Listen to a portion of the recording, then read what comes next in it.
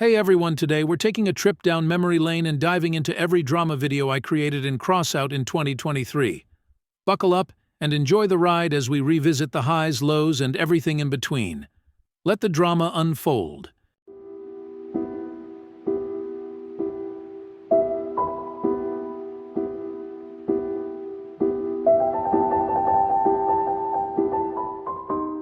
I don't know why a balanced game where more people are willing to buy more things isn't the preferred outcome for the devs.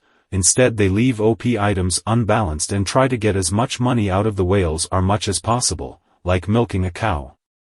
Have the game have unbalanced items means that more people will drop the game and not want to spend money on it, pleading face. They see short-term profit and that's all. The only reason they have some population is because they tie that profit in with forced time gating. Got to convert them dollars and euros into millions of rubles while it's still possible. For just $2 a month you too can sponsor a Russian game dev. It was always a lie, just like that people were in control of it. Moreover, they did change a lot of things on purpose to make market obsolete. Guess it wasn't great for their pay-to-win model after all, but they couldn't just remove it, so they made it obsolete by other means. Idiot devs lost people to badge change for fucking nothing, absolute zero help to CW participation crap, laughing face, laughing face. Demented brainlets. You are right, the game is okay for people with decent accounts. I personally love it much, but watching the game as a newcomer I would be disgusted and I guess I'd rather go on Call of Duty LOL. For me the main problem is here. There's no real free-to-play. But some real good thing for cheap would be a must. Like half the price on any starter pack. The Four Horsemen sounds expensive to me even if it was $40. Like, you got plenty of really good PvP or PvE game for $10 or $20 on Steam. I played completely free for months. It's fun in the beginning and I spent a lot of time enjoying the lower tiers. But after a certain point it's just too grindy and impossible to progress, which is annoying and by design. That's the design philosophy of all their games. I can make thousands a week if I wanted to. Sadly, that's an actual fucking quote from someone on this sub, talking about a fresh account trading only blues. You can make a fair amount of console through the market, but I've never done it myself. An old friend who no longer plays got relics within the first few months by playing the market, which is pretty wild. Guy got so rich in-game he ran horns as armor on a muscle car, colored in as many expensive paints as his part limit allowed, lol. I know it can be done in a few months, but this guy, and I shit you not, said, I can print relics every month if I wanted to, rolling on the floor laughing. Plural. They're clearly desperate for money. But not desperate enough to even try to maintain a happy player base. Apparently, just one that's constantly pressured to pay for power creep OP bullshit is enough for them. Surely that's the key for a long-term success, winky face. Almost like it's the most predatory pay-to-win game ever made or something, LMAO. Let's not forget how they nerf mediocre things into the ground for no reason at all other than to show a nerf to something. RIP my augurs. Augurs needed the PS increase but nothing else. Mammoth plus 1 second reload. What the fuck they do to this shitey canon? Honestly, how else the devs would generate income to run free-to-play multiplayer game, which is very expensive to maintain, servers, development, marketing, etc., if not by offering optional but desirable items? Would you prefer a monthly subscription model like some other old-school MMOs? P.S. I have lived without Catalina for a very long time, now I have it, but I still don't use it. Same with Thor. I don't have Athena's, and not planning to get any anytime soon. It's all optional. You can do real well just with specters that are totally craftable, and crafting I did in the beginning. How about making and selling good new content? Did you play other MMOs? In other games, good new content, or not so good, but very expensive, or sometimes very, very, very expensive, is dropped like once or twice per year. Why? Because creating something is not the problem, but making it work within current content without breaking the whole game to smithers, that's the whole work, 99.99%, and challenge. In XO is no one forcing anyone to buy something, good or bad, new or old. I don't buy what I don't like, or what can't afford, and that's fine for me. I still love the game. They release once or twice a year because the base game is actually good balanced and people want to play it. I don't do many MMO games, but I remember Destiny 1 when the game was good. I bought every DLC when it dropped because the base game and its gameplay was so good, enjoyable, balanced and relayable that the new content was totally worth buying into. Devs need to learn that improving the base game and its balance will fix problems. Giving players something for nothing on occasion helps with their reputation too. They seem scared to lose the tiny player base they have, which currently buys into all the P2W stuff and passes, but they need to stop thinking so short-term and understand that we could have a way better player base if they improve the game to cater and appeal to more players, especially new players who see the grind and just leave. They release once or twice a year because the base game is actually good balanced. Such a game doesn't exist, unless it's a single-player game with few elements. Tetris? Destiny 1. I played Destiny 2 only, but I stopped playing it because it was balanced for hardcore psychopaths. They seem scared to lose the tiny player base they have, which currently buys into all the P2W stuff. I might be wrong, but my personal experience is that veterans don't buy much, if anything at all, but starting enthusiastic players might spend hundreds of dollars in one go. Understand that we could have a way better player base if they improve the game to cater and appeal to more players, especially new players who see the grind and just leave. I agree with this, but, you see, grinding is an essential element in every MMO, like the Albion Online infamous for this. But those who want to become Wasteland Kings without putting in some effort, they have an option, and they use, to buy the stuff now and here. But, yes, new player experience must be improved, at least they have to be safeguarded from the veteran seal clubbers. Activision made Destiny 2 a stripped-down soulless cash grab of Destiny 1 and it never recovered. In Crossout, I don't think being a new player, veteran, or in between really has any weight on if a player spends money or not. I know F2P vets and vets who buy 200+ levels at the drop of a hat even though they have everything already. Grind is essential, but the grind itself should be enjoyable. If you're not enjoying it along the way, then what are you even playing for? I used to grind Destiny and what back in the day, and grinding those games was actually fun. I could hop into Destiny and do my weekly raids X3 with friends, play some PvP, or even just chill in a playlist of repeated strike missions for random loot drops and random roll items. You know, just chilling with some friends and having a good time in any mode.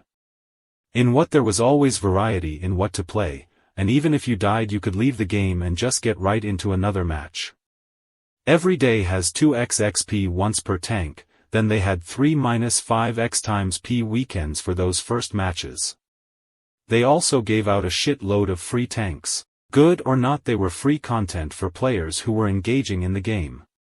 If you came back from a break you were almost guaranteed to be given free premium days or a tank/consumables on your return to the game. Things like that just make you feel appreciated and not just a wallet to be milked every month.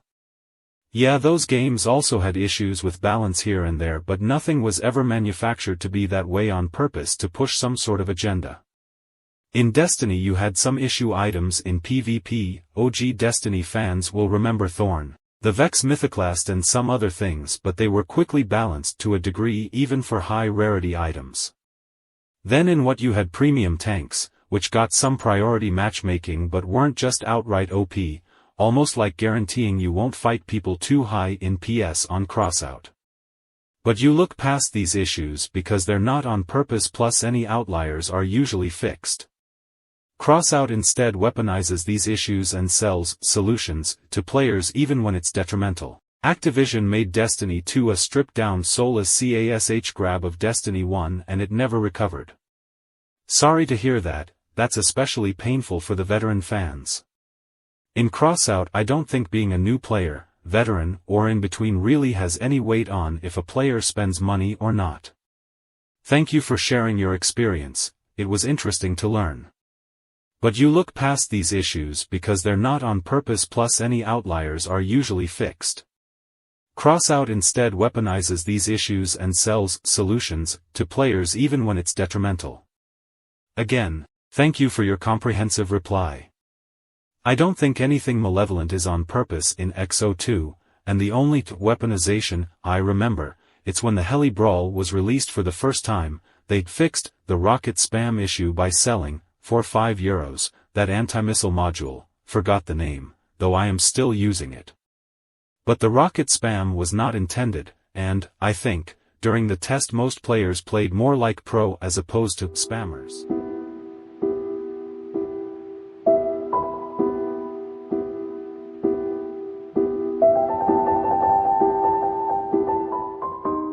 I mean, if I was still brand new to this game, unlocking the apparently free battle pass they give new players, that thing's got fuse blues. Since when is this dev team generous? Not enough people stuck around to spend money. I probably wouldn't have a concept of the metagame or how new changes are bad, since I'd known nothing but those changes.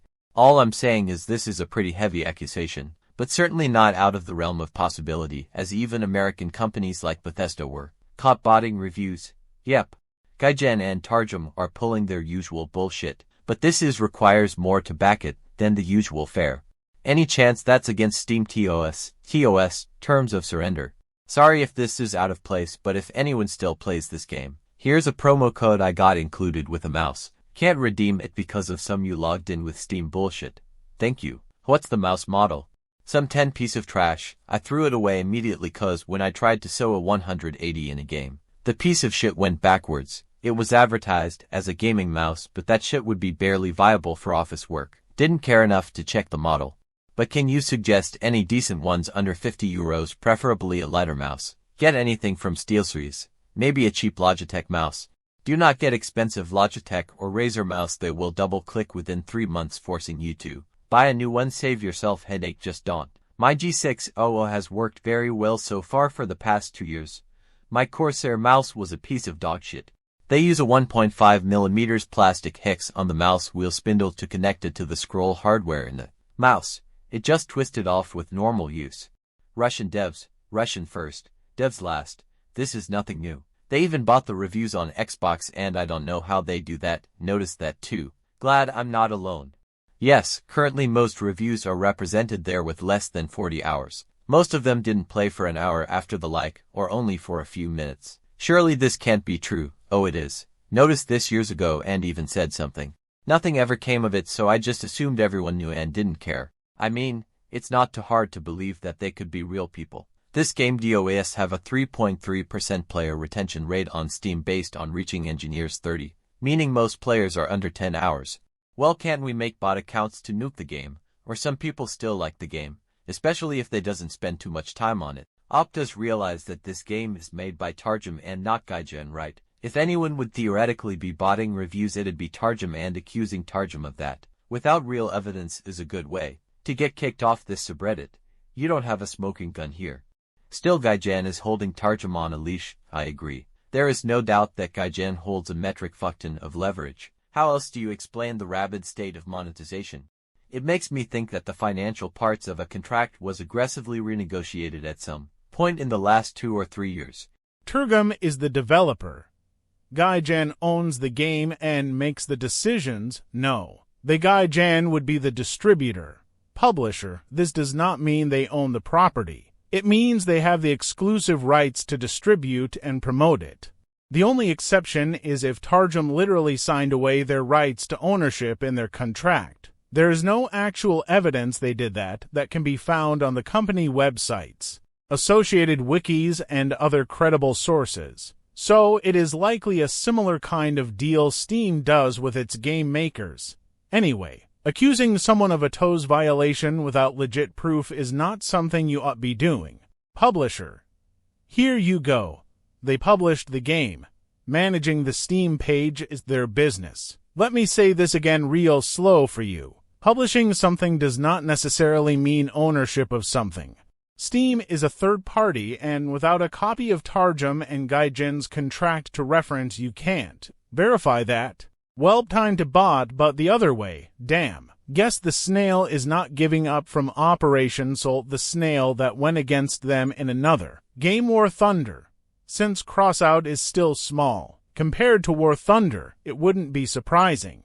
Why do they go through the effort of botting reviews instead of fixing the problems that lead to bad reviews? They've got it so backwards. They care more about image than actually making something quality. This is something I and my friends noticed when it got fully released on Steam so a long time ago. Basically, I started noticing how every time there was a surge of negative comments due to poor decision-making or just calculated greedy moves, classic Guy Jan, there was an almost instantaneous counter-reaction by these shady accounts with low hours. What convinced me was the fact that the flood of positive accounts always managed to squeeze the reviews into the mostly positive territory and never above or below that. I've seen people complaining about the Radiance Pass. What happened? Title says it all. I'm very confused. They did basically false advertising. They promised 2 challenges every day, but stopped. WTF. This is false advertising. God, I'm glad I didn't buy this pass, after seeing how shit the Polar Lights Pass was. That stopped giving challenges for XP and now people can't even get the Omnimori or any irises. Yay, I did notice that and I was like, WTF, some folks are calling it false advertising. But it's a bit worse than that, and here is why. After looking very carefully at the pass and its rewards, there is something else folks might have not noticed or not talked about in detail. To make a Miller in the event you need 3 irises. But you don't start getting those in the event until the end of the event on the final level, and they cut the challenges off several days too early. Likewise, in order to make an Omamori, you need 5 Millers, they give you 2 in the event, you have to make or buy the rest and you only get 350 gold from the event. Their going rate is 800-ish on the PC market. So unlike other BP content, it's a bit too difficult to make the stuff that folks want. So they basically sabotaged the crafting, which is a pretty shit thing to do. This especially victimizes new and intermediate players who either don't have the standing resources, coin, to compensate for this or don't know how to work the market. The worst part about this is that it looks like a push by Targum to get players to buy the Battle Pass level. He says he's not here to censor anyone, however his actions are censorship. People bought BP thinking they will get 2 challenges each day and chances for crafting parts with the rewards from BP, but turned out they don't give you enough challenges or rewards to ever get what was advertised. Additionally, they screwed up the BP multiple times and refused to own it. Now they basically said this is all intended and get bucked. So community is obviously angry that they doubled down that scumbag tactics were their intention from day one. Community manager, Failio16 has been telling us not to worry and there is plenty of time to get our rewards for weeks of screw-ups on their end.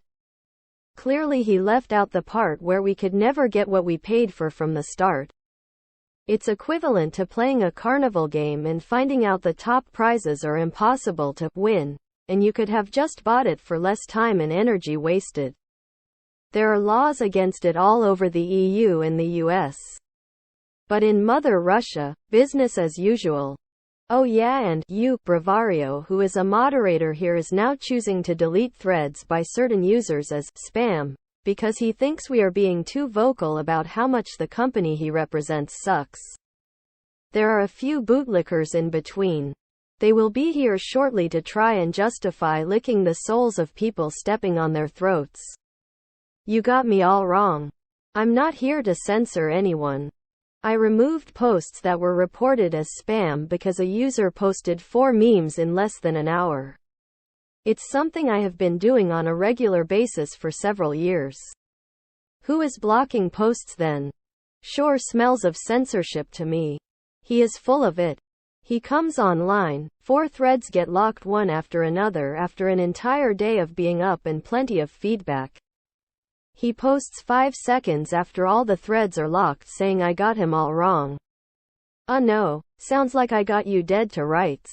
Typical Reddit mod. Well, I have nothing against it, but I rarely see so many blocked meme posts or with so many likes. If you have made a mistake, fix it. Your reputation is important. I like your game. Doesn't explain the locked posts, sir. Why did you remove my post though? Sometimes optics means more than standard operating procedure. I don't care how long you've been doing anything for. You should use the cognitive ability required to properly manage a community if you want to be involved in doing so. You shut down every meme about the state of the game currently. Don't pretend you didn't. You also shut down any screenshots showing the obvious misrepresentation of a product being peddled here. We don't care what you think about the situation. You are here to simply enforce the rules. No one was breaking the rules. You simply didn't like what you read.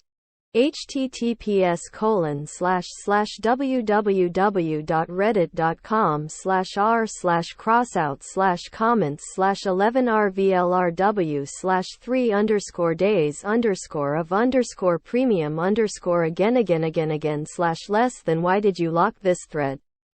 It's the only meme I posted today. Simple. We saw amazing top rewards, Omamori, Kami, Destroyer, and we had high expectations to get most, if not all, of them. But devs didn't specify that we'll be able to get only one Kami or only one Destructor. To get Omamori you would have to pay additionally. I chose getting Kami from BS. And they ended up paying 24 € for the additional levels to get one Omamori, 8 kcc before BP, and 2 Millers, 2x1500 cc before BP. I still consider this a good deal comparing to vehicle pack values. So the developers decide to add one of the most fucked up crossout recipes I have ever seen, and to be honest, I thought this shit was real until Chicken YT said it was not real, but it was just an April Fool's joke. And I was like, so am I supposed to sell my soul to play this game? But anyways, let's see what the players' opinions on this are. Do you need all of them to fuse one? That's not real, right? Yes, you need them all. Alright then. Yeah, I jumped on to see if my assemblers was of any use, but I need to use it all, so still AS. Like player base, like devs. Everybody is stoned. At that point, just buy 2 flashes and wait a few days. I love the flash one. Tell me something is getting nerfed without telling me something is getting nerfed. What do you mean I put a -0 in and it asked me for a sidekick? Tried to fuse the same, but nah, better make profit to buy some more stuff. Damn, fuck Flash in particular apparently. What the parts needed Kodai total? $10 if you bought the season pass, all this was in. Developers just clowning around. Remedy only takes Tackler, LOL got mine before the Xbox price jump. They are now $600. So, 40k of items to fuse a flash versus 82k worth of flashes? I fail to see the problem. This was for April Fools to be fun, yet people just crying. I'm not saying it's bad, it's just funny, but why would you random fuse a relic though? Even if it is cheap, better to wait for the fusion events. True, random roll a relic is silly, although a bit more believable on a flash. Plus, it's just funny that you need 7 random legendaries to fuse it. Oh sweet, that's an awesome upgrade to previous relic fusion recipe requirements. It's 33% less cost at least. Within minutes, the general chat was flooded with negative comments from nincompoops upset at getting a surprise discount weapons upgrading event just 61 days after the previous one, which is some 4 months before one was expected, while all they had to do was to read the news post. Anyway, here's a list of some of the recipes. Emily, 1 Mace Guardian, 1 Leech Hawk, 1 Junkbow Pyralid, 1 Tempura Sidekick, 1 Sinus, 1 Sidekick Summiter, 1 Pyralid Synthesis, 1 Emily Tempest, 1 Executioner Barrier Ith, 1 Phoenix Clarinet, 1 Fafnir Cricket, 1 Mauler Fatman, 1 Therm Fuse, 1 Whirlwind Mauler, 1 Pyre Miller, 1 Assembler Owl, 1 Incinerator Remedy, 1 Tackler Skinner, 1 Caucasus Thresher, 1 Lancelot Trombogna, 1 Yaoguai, 1 Trombogna Annihilator, 1 Harvester Avalancha, 1 Pulsar, 2 Trombognas Heather, 1 Fortuna, 2 Guardians Toadfish, 1 Waltz, 1 Assembler, 2 Thermzel Scorpion, 1 Punisher, 2 Vindicatores. Switching the item tiers and some of the recipes seems fitting for this holiday. Clown_face, I assume there's a legendary upgraded with an epic. Here is a good one. 1 Kaiju, 1 Parser, I'm not amused. I saved duplicate weapons for this occasion so I could perform upgrades, and now I can't because I don't have the bogus weapon. I have 4 millers and wanted to upgrade one of them. Now I may just as well sell it because I don't have an assembler and don't plan on having an assembler anytime soon. Is this actually real? Not really looking to upgrade anything, but hoping this drives up the price of some stuff I've been wanting to sell. Yeah, it's real. It's actually not a bad idea, but some of the upgrade costs, items, are higher than the items themselves. LOL. Here's another good upgrade, a Vindicator for a Jubako. Thank you, dev team. Now I got 3 fused Helios and 3 fused Fortunes. Slight_smile. Time to start building this weekend. What are the crafting recipes for Helios and Fortune? Thanks 1 Heather for Fortune and 1 Reacher for Helios. Also, I know this will not affect many people, but you can also use fused items to craft with. So if you have some fused item you want to get rid of, you can use it in this event to fuse. This is a great chance to get value out of bad fused BP items. Here is another good deal, Dracos for Vultures. Draco fusions are all excellent, and Vultures are cheap trash. I have 2 BP ones still. I think I'm going to buy a Draco and then get 2 rolls on it. I want 25% heat, overheat, and durability or resistance, but mostly I just want plus 25% heat. 2 bugs and a fused Draco build for burning through some fat spiders sounds like a lot of fun. Update: I bought a Draco and fused it with a BP Vulture, plus 25% heating, plus 10% overheat, plus 10% resistance to all damage on my first roll. To celebrate, I mounted it between my bugs on my fire dog and took it into battle. A few thoughts. This fire dog really works against spiders. I burned down a Bastion Reaper spider from the front in about 5 seconds. If you take it from the side, you go through the legs much more quickly with 2 bugs and a perfectly fused Draco, rather than just 2 bugs. This fire dog is much better against breaker hammer bricks than 2 firebugs and a flash are. The reason is that you burn through them fast enough to not take a bunch of return damage. This fire dog with Blight perk activated does 10k on the damage meter in about 9 seconds. It is extremely hard to hit hovers with this fire dog if they are looking for you, but if you catch them unaware you can burn them down in seconds. All in all, cool build.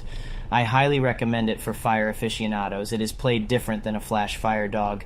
It is much more destructive, but it is harder to use. Argument to upgrade Spectre ain't a bad deal. I've been making various dual remedy, single Draco builds for a while, and they're effective in a similar way at a much lower power score. What wheels are you running? Other modules? My current version has an Interceptor in there and a Maxwell to help me hunt. Hi, I run my fire dog on 8 Hermits, 2 non-steering mid-rear and 6 steering. I run it with Colossus and Phobos. For modules I use a Seal, a Cloak, and I either go with Interceptor or Doppler. Whenever I have my Doppler, I wish I had my Interceptor and vice versa. I prefer Doppler slightly more because Capkins are not as common as they used to be. It would be nice to drop the Seal and have both, but I need my Seal as well. There are some nasty health bricks out there like Breaker Airmac builds that take some time to burn through. Are you thinking of the Draco fusion? I highly recommend it if you have BP Vultures lying around. I'm considering the fusion, but I actually play the Vultures sometimes with the Yao Guai and not sure I want to dump them. I'd rather fuse the Blight. I don't usually bother with the Seal, but I sometimes regret it, trying to pulse my flames a bit to stretch out the overheat cycle. I think I have Red Hot and there currently, but it might be a Cheetah. 6 Hermits, 2 non-ST. I'm never really satisfied with my module engine mix. I really like having a radar detector of some kind and miss it when I swap it out. And obviously I need a cloak. So, yeah guys, that's all I got for now, but stay tuned for more drama in the Crossout community, and honestly, I think I need to change this fucking PFP, because I don't know, it just looks Planned weird. balance changes. Hello, survivors.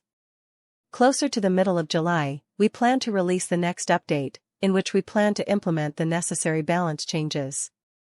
Today we will tell you what changes you can expect in the near future. Please note that all the balance changes specified in this news are relevant at the time of publication and may not be final or not get into the game at all. Certain additional changes, if necessary, can be made after the announcement. Bumpers. Reduced the resistance to melee damage from 90% to 65% for all bumpers, except for the impact bumper. Reduced the resistance to melee damage for the impact bumper from 80% to 60%. Comment: bumpers are very effective in countering melee damage, which is especially noticeable after the frequency of their use as armor has greatly increased. All turret cannons from Little Boy 6LB to ZS-52 Mastodon. Ammunition increased to 14 shells. All cannons from Judge 76mm to CC-18 Typhoon. Ammunition increased to 12 shells. Comment: cannons are weapons that are highly dependent on ammunition and, in the current realities, there may not be enough ammunition for them. Prosecutor 76mm penetration ability increased from 10% to 25%. Comment: the cannon's effectiveness decreased a lot after all the changes, but bringing back the 2-pin penetration of the structure would be an overly powerful enhancement. Therefore, we are improving its penetration ability. Executioner 88mm penetration ability increased from 10% to 30%. Durability increased from 600 to 655 points. Comment: just like with the Prosecutor, the parameters of the Executioner were also greatly reduced. These changes will help restore the cannon to its effectiveness and relevance. Elephant. Damage increased by 15%. Penetration increased from 80% to 100%. Improved accuracy. Comment: the cannon's effectiveness is noticeably lower than that of its epic equivalents. BC-17 Tsunami and CC-18 Typhoon. Blast damage increased by 9%. Penetration ability increased from 65% to 75%. Comment: even after the change in damage-dealing mechanics, the effectiveness of these cannons remained at an insufficient level. ZS-46 Mammoth. Damage increased by 23%. A direct hit now increases the cannon's damage by 10% for 10 seconds. Instead of 20% before. Comment: with this change, we make the cannon less dependent on its perk and preserve its maximum damage. Cricket. Rate of fire increased by 28%. Improved accuracy. Comment: the cricket was insufficiently effective when compared to other epic weapons. Increased accuracy and rate of fire will help in the implementation of its perk and inflicting the maximum possible damage. Barrier 9. Shield activation time increased from 1 second to 2 seconds. Cooldown increased from 20 seconds to 25 seconds. Comment: these turrets have become an overly effective way of blocking damage. Reducing the possible frequency of shield deployment should bring the parameters in line with those expected. The implementation of the turret's capabilities will become more dependent on thoughtful actions on the battlefield. Synthesis. Penetration ability increased from 10% to 30%. Damage increased by 10%. Prometheus V penetration ability increased from 10% to 30%. Helios. Penetration ability increased from 10% to 30%. Damage increased by 12%. Comment: the effectiveness of plasma emitters was greatly reduced after the change in the mechanics of dealing damage. Their penetration ability turned out to be too weak, and the projectile stopped its flight after colliding with the first part in its path. Also, the damage of Synthesis and Helios didn't correspond to their rarity. AC-80 Stillwind. Damage reduced by 10%. Comment: the autocannon's ratio of damage to energy drain was too advantageous compared to other legendary weapons. Cyclone. Damage increased by 5%. Durability increased from 661 to 714 points. Comment: our statistics showed that the Cyclone needs small improvements aimed at improving damage and survivability in battles. Draco. Damage reduced by 6%. Firebug. Damage reduced by 8%. Comment: by gaining the ability to deal damage through the parts that let damage through, the flamethrowers became very effective.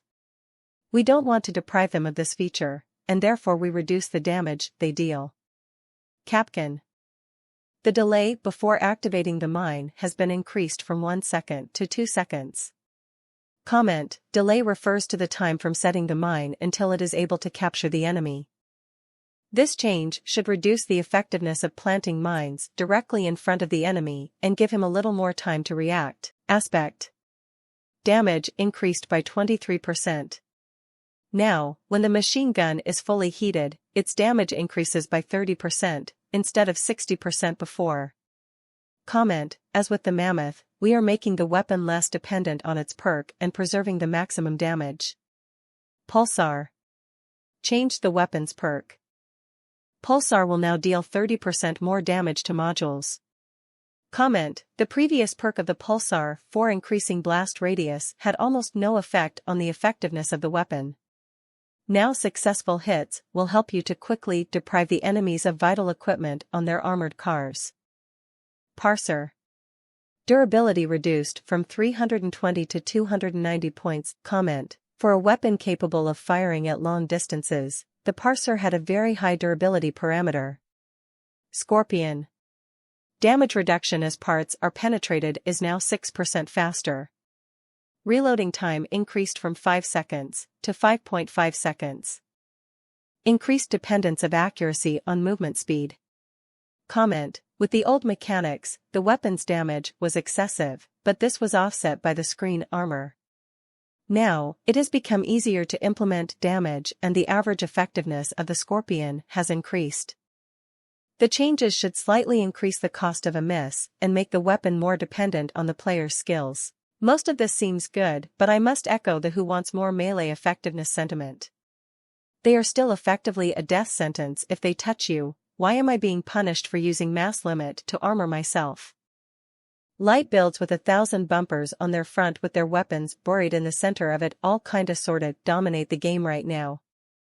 Them being forced to use those bumpers elsewhere is not necessarily a bad thing. Unless you use those builds, of course. Because with their attempt to slow game down, they created heavy melee and grinders meta, which probably shouldn't be. Don't worry. Now hovers will be easier to catch and shred in pieces. But still almost impossible. Bumpers exist to reduce the damage caused by close combat. Is there any reason to use it if I reduce the proximity damage resistance? A bumper is not an indestructible part. Currently, the resistance to close damage is 90%, and even now, they are easily broken by frequent shocks. But if you reduce the resistance of the bumper, the regular parts that raise the HP would be better. It will be more efficient, but there will be no reason to use the bumper.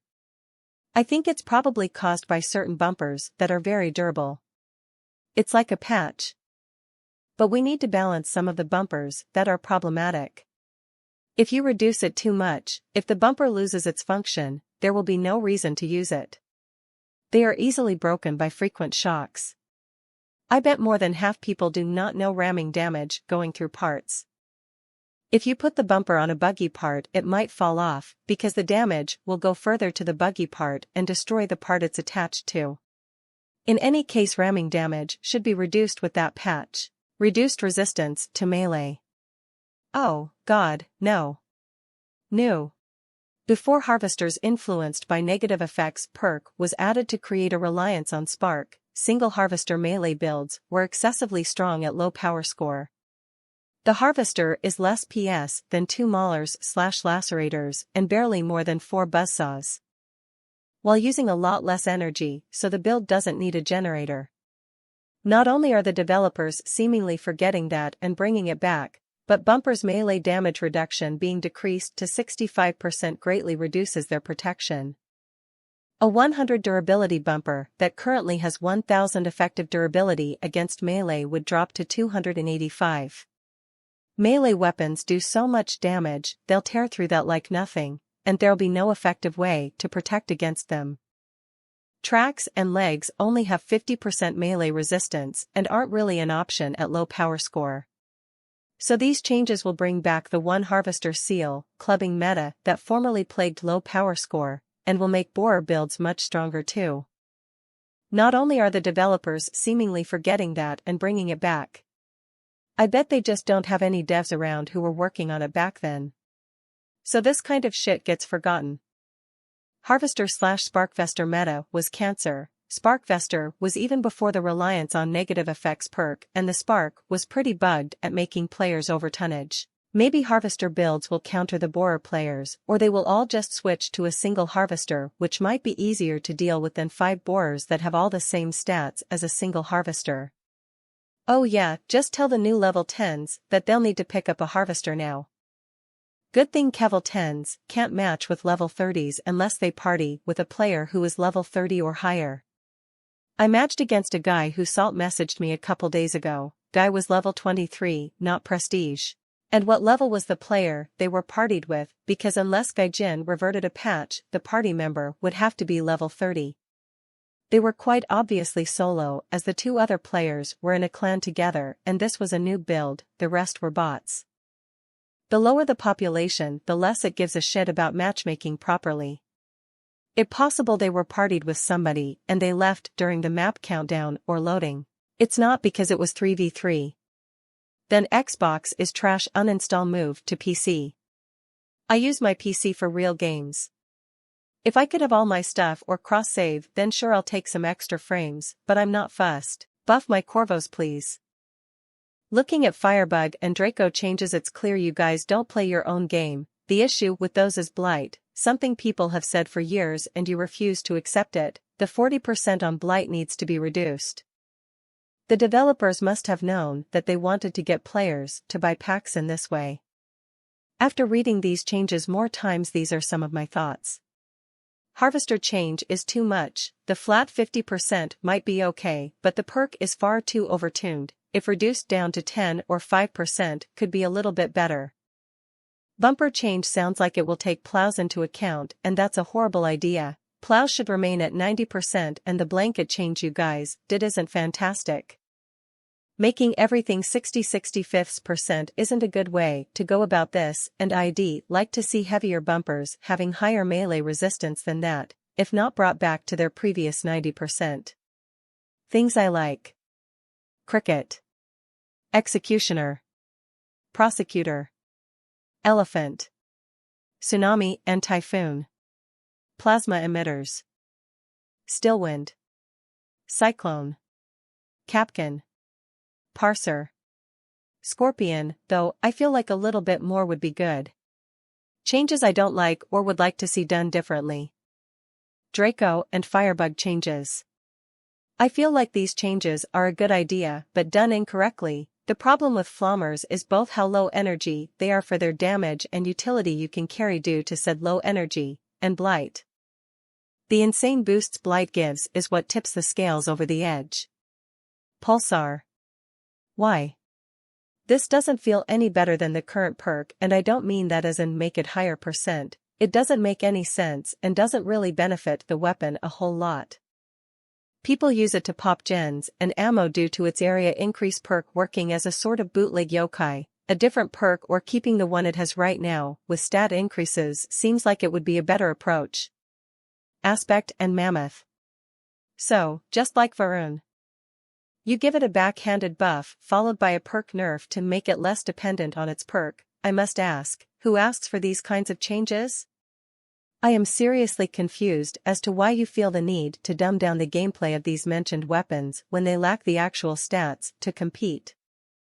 Mastodon has a significant advantage over Mammoth due to its better perk and accuracy gain mechanics on the charged shot. Same follows with Punisher and Aspect. People pick Spectre over it due to much better ease of use. Bumpers. As mentioned before, if this includes plows, you guys are making a huge mistake with this. We already have a really annoying melee meta in the lower tiers, and with the harvester changes this could make for a very unfun low-effort meta. Back on the bumper talk, but I decided to make a list to further explain my reasoning. Should keep their values. Second post cause of file limit. Shouldn't keep their values, but shouldn't be dropped to 65%. I feel like a higher percent like 75% could be alright, but 65% makes some of these bumpers far too squishy. I agree. The lower ones are practically only used as crutches for overperforming Firedog builds. What the fuck do you mean? All those are great for both aesthetics and protecting your sides from rammers. And these days, everything that isn't a hover is a rammer. I find parsers were too easy to strip already, so with this patch I wonder if it'll make sense to use them in PvP. Draco should penetrate the whole build but deal less damage on hit. It's crazy how this weapon can degun breakers while being much tankier, while being 1 less energy. While being able to be armored by armor even more. This way it can deal better damage to big tank spiders and bricks hovers, while breakers would be better pick versus small agile hovers and agile smaller vehicles. Please adjust/overhaul the blight and don't target just the weapons itself one by one, up down. Give the players a choice in cabin, not only one option that stands out that far without any downsides, smiley face. I think 4 is damn spot on. That would be perfect. I would not mind these melee buffs, if the wedge fix was not a thing. Contact overtonnage, or whatever it's actually called, has to go. There is very little counterplay as once one makes contact, nearly all mobility ceases. Since melee is getting buffs, this anti-wedge mechanic needs serious adjustments. Spark/Flash will likely need adjustments now as well. One would think that the devs would know better than changing multiple things that benefits a certain build at once by now. A cap mine nerf, bumper nerf and melee buff all at once is going to be an absolute mess, especially in low PS. Oh god no, skull, not the old seal clubbing harvester perk skull. All the other changes looked good, call me hand, but damn, that one change to make harvester have its old perk back, looks like an awful idea. See no evil monkey. God forbid if abominations like these have to relocate their bumpers. God, you people literally bring hovers into everything. Does that surprise you considering that something like 90% of all builds in CW are hovers, or should we just ignore the elephant in the room? But they didn't ignore the elephant, it got a neat buff as well.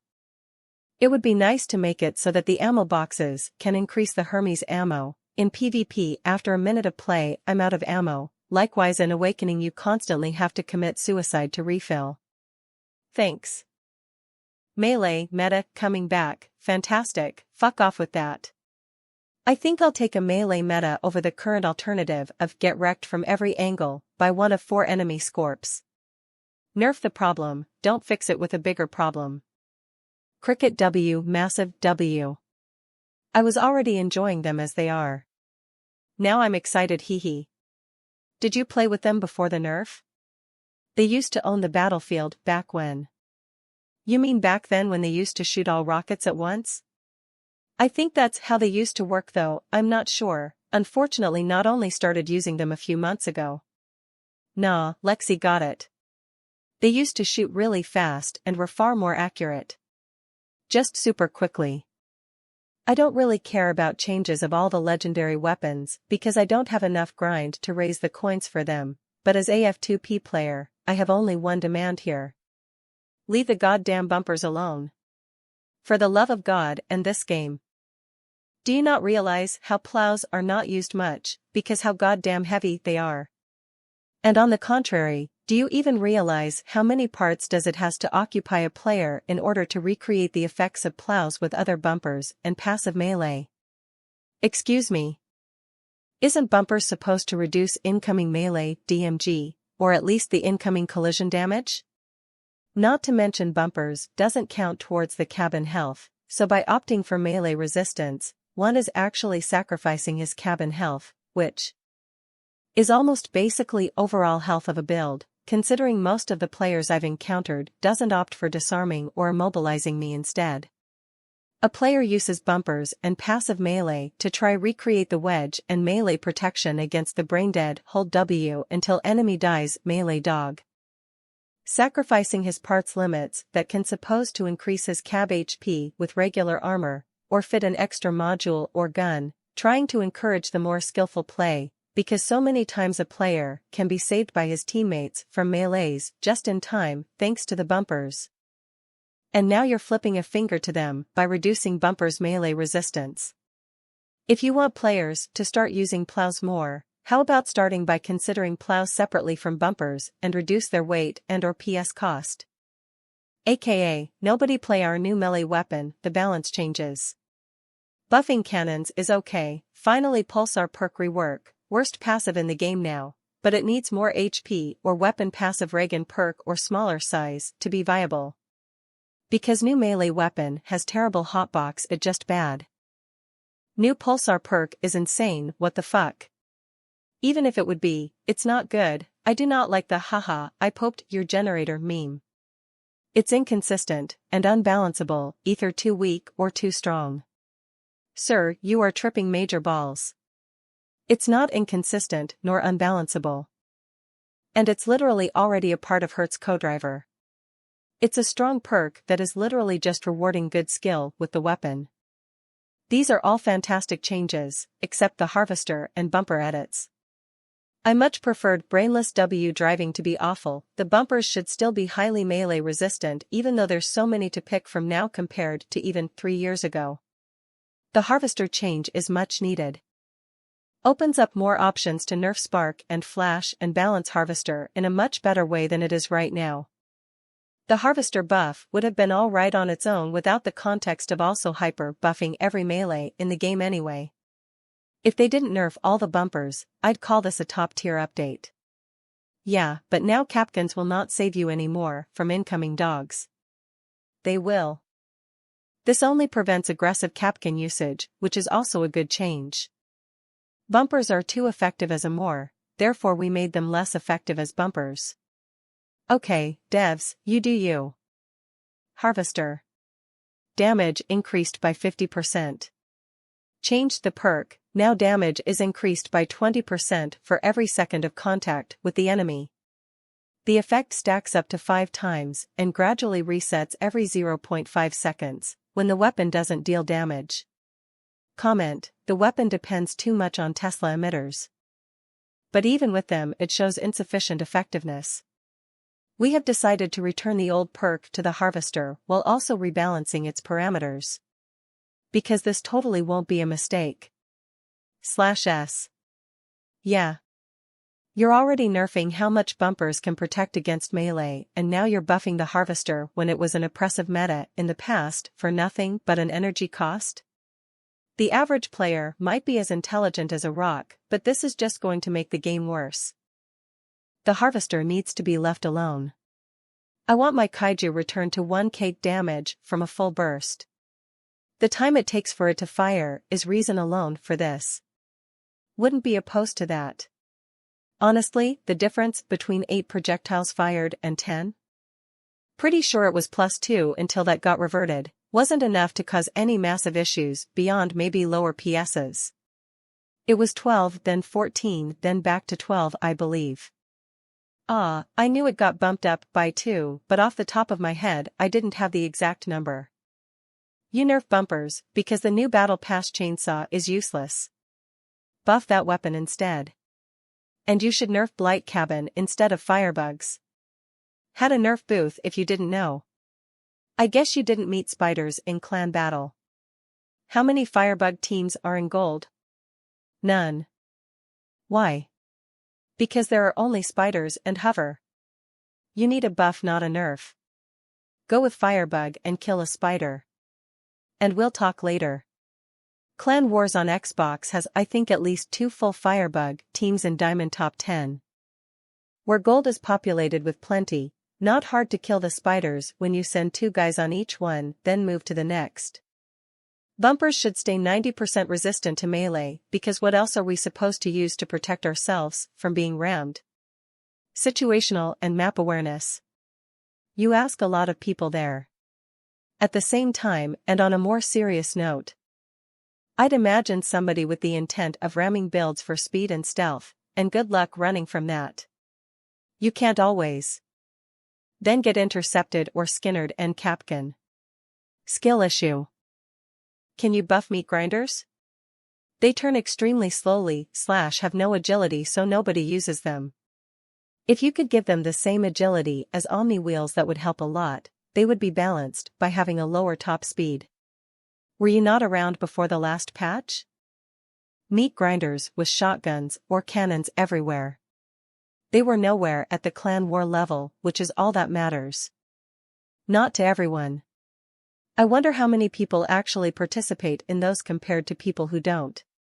Well, the reason I say that's what matters is if they're a purple movement part they should be competitive with other purples, and the test of that is clan wars.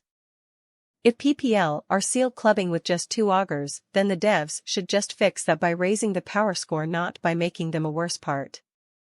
I can't help but feel like all these balance changes are very drastic.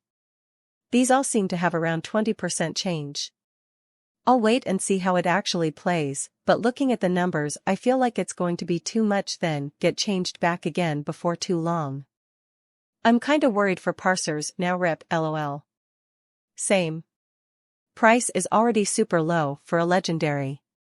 Yeah, it's around 1.8-2k, sometimes being sold for 3k. People are trying to bring it up to the other legendaries, on PSN. I heard from the Discord server that people are buying it for 1.5k on PC I think. I could be wrong though. I'm on PlayStation also so about other consoles. I used to run 2 parsers with Deadman, 8.4k PS, on PvP and it was sometimes fun and also effective but also often useless as hovers or destructors would strip you just by looking at you. I tried 3 parsers in higher PS, but they felt rather underwhelming compared to other stuff you see at that PS. So what to expect with this nerf? Honestly, I'm still on the lower mid scores so I can't really say much. I do know that I've seen parsers once close to the 6k PS score, lol, I got annihilated. I just came back from a long break and I started playing during the season of the Guiding Star. Big Rams could also do with a small buff to their agility, they turn far too slowly compared to other legs when in leg mode, and their turning circle is far too big in wheel mode compared to wheels. They also could do with a small durability buff. They only have 600 durability while being pretty heavy and having a very large hitbox. They currently have no niche. Both Gyarados and ML legs outperformed them drastically. Please improve the Big Rams to make them a viable leg. Yes. I made an experiment some time ago. I built a spider with all types of less and the Big Rams made it like 40% less mobile. Yes, same. And the worst part about Big Rams is that if someone shoots off a few on one side of your build, you will tip over at such an extreme angle that it's almost impossible to move or shoot anymore. Meanwhile ML or Gyarados builds remain perfectly stable, can move perfectly, with just one leg. A Big Ram build with one leg is completely unusable. At the moment Big Rams offer nothing to compensate their downsides. I like the changes for cannons. I use an elephant right now and am planning to switch to a tsunami. So happy all around. Harvester was originally changed for reason, bumper change is also not good. Helping reduce barrier spam and giving the cannon some love are nice.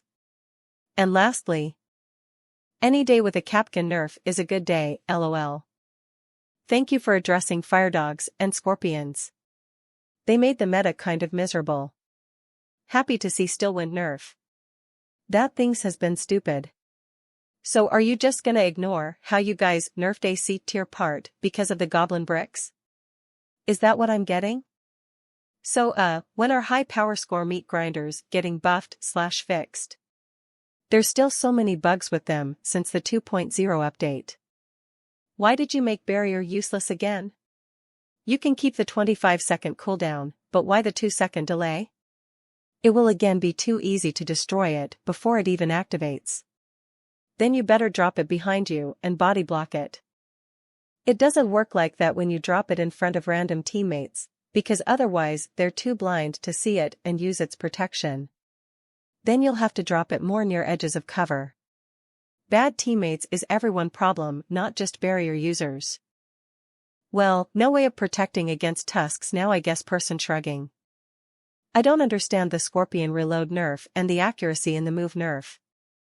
Other than that the other nerf is understandable. They want the Typhoon to be just as viable. Buff the Typhoon. Why is it 2200 if with 1000 horsepower if the breaker is 180 with 2x the HP, just like the Firebug? We need to nerf the following to fix the balance, which was messed up with the removal of spaced armor. Nerf blight damage bonus to 20 to 25% and nerf the mass limit by a few hundred kilograms. Buff Typhoon by making it weight less together with all the heavy weapons. We need to reduce the mass of the mammoth, mastodon as well. Fix THX physics finally because it's not working as it should. Don't change the bumpers and the harvester, don't you remember what was the game in 2019 where Harvester was dominating? You want to nerf Scorpion to better reflect the player's skill, but you still make your game all about who has more melees. We are to the point with the new engine that melee can even kill 90% of spiders, and only a very few specific melee counter spider has a chance. The devs always said melee counters hover, hover counters spider, and spider counters melee. But this is totally messed up at the moment. Spider does not counter melee, just very specific spider. Melee is the strongest it has ever been with the Grizzly.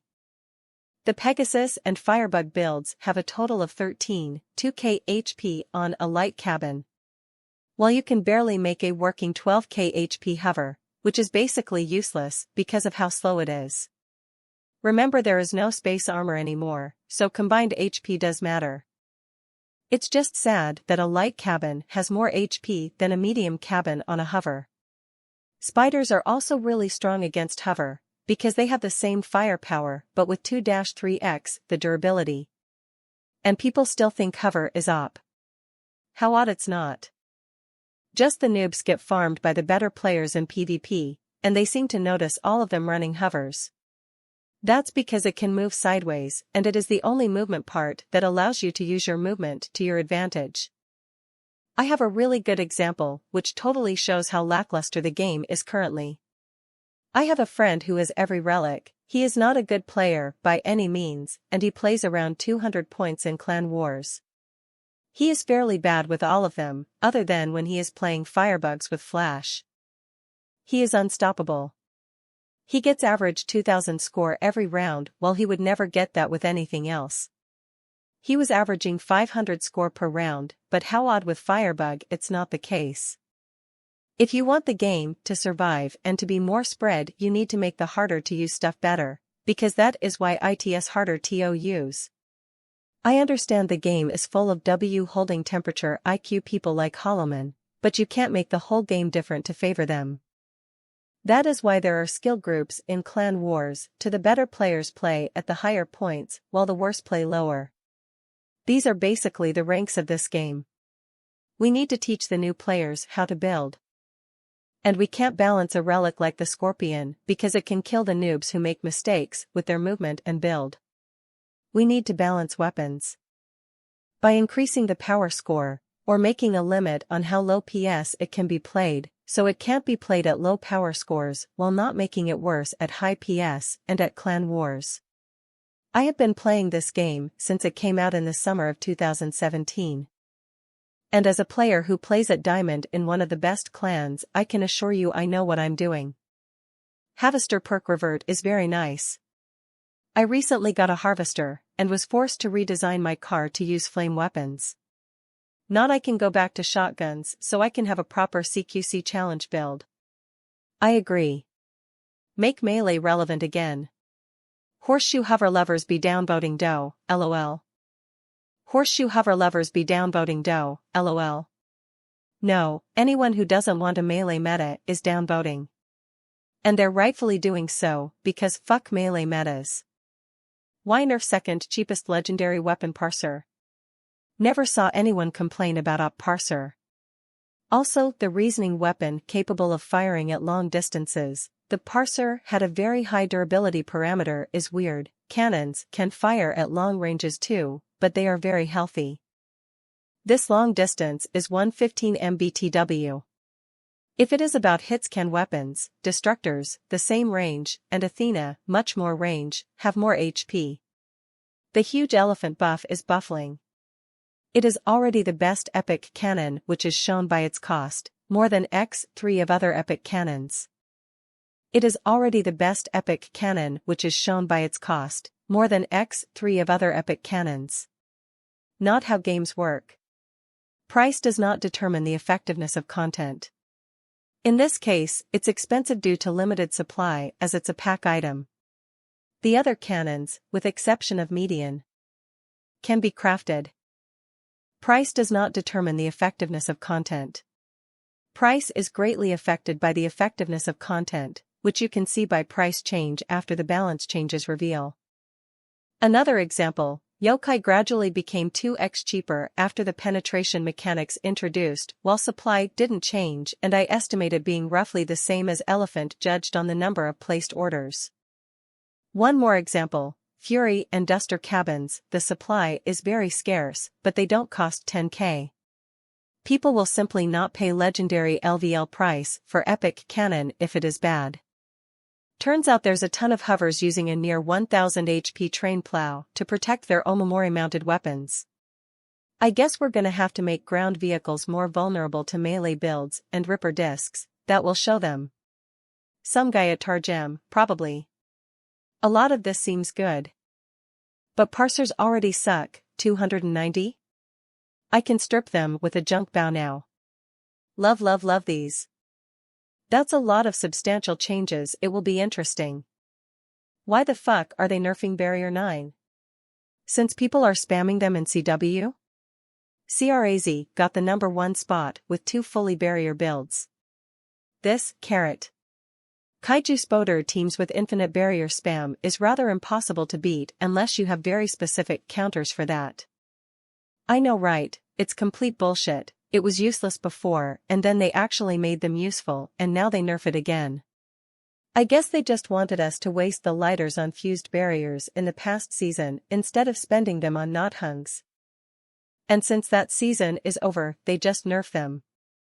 Fucking appalling. Congratulations. You gave the Pulsar a more useless perk than the one it had before. Seriously, a perk that does more damage to modules? Like the modules that people hide deep inside their builds so they never get hit anyway? Please give the Pulsar a useful perk. Or buff its base stats, or both. It's a legendary weapon, yet it's never used because it's so bad. What you're planning will make it worse. This gun needs to be better. Could be good at breaking Omamori. It will never even hit an Omamori because the projectile is massive. Has no penetration and only does blast damage. So it will just always get caught on superficial parts unless you hit someone so many times that you would have destroyed their build anyway. Also, Omamori are usually covered by guns, armor, and cabs. Why doesn't mine layer weapons receive any love? There are continuous balancing for other weapon types except mine layers. One I would like to speak on specifically is the Jubaku. Its perk is to gradually slow down an enemy car, but its slowing effect is not much of a slowing effect at all. The spark and the flash slows down enemy cars dramatically while also dealing damage and also destroying mine layer weapons. Why can't the Jubaku at least have a stronger slowing effect like the spark or flash? Cars and hovers drive through the Jubaku effects with ease, making the weapon ineffective in battle. Can we look further into the Jubaku and balancing it into more effective weapon? Spark and Flash also experience retaliation from its intended victim. While a Jubaku user sits in cover/safety halfway across the map. You trade effectiveness for safety. Not to mention that the turret itself is a physical obstacle. The Scorpion should have a bigger nerf. Currently, once it does its full base damage, it will keep penetrating and do another 20% of its base damage, until it does that, and then another 20% of that 20%. So currently in total, a Scorpion can do up to 1.24x its base damage as it penetrates parts. Even if you cover a cab with 2 Goliaths, the strongest part in the game, that's not enough to stop a Scorpion. It will still penetrate both of them and do cab damage. That is just unfair and makes it the best gun in the game without anything else even coming close. Please remove the excessive penetration of the Scorpion. I don't care what they do to the damage, but the accuracy. It already happened before. If they do it, they will revert it in 2 weeks. Again, forever free to play kid cry about paid users and paid items. GG. You're actually a clown. I own multiple sets of relics. I can just see when one clearly outperforms the other and care about the overall balance of the game. Or maybe you just feel upset because the crutch you rely on needs a tweak to balance it in line with the power of the other relics. BRO nerf the bots, they're too overpowered. IN patrol. Weird. Harvester buff with melee bumper resistance reduction? I mean, I was able to get my hands on a harvester recently. Maybe I'll give it a spin after the update to see if the fears are justified. I have some reserved hesitancy in regards to this. Claims they want to make Scorps more skill-dependent and misses should be punished more. No changes to camera turning and auto-aim, which everyone in the game uses. Nerfing parser is ridiculous. I'm disappointed to not see a buff where one could actually aim the Mandrake. Contrary to what everyone else is saying, I think the Harvester buff will have a positive impact on the overall game balance. Harvester dogs will counter light builds, as they should. These light builds in question that currently dominate, hover builds with MGs or destructors, fire dogs, etc., will now have to distribute their bumpers spaced evenly around their build, over piling it all on the front that they face the enemy with like they do currently. What this means is that they can't armor up their weapons as effectively anymore without the risk of dying instantly to harvesters.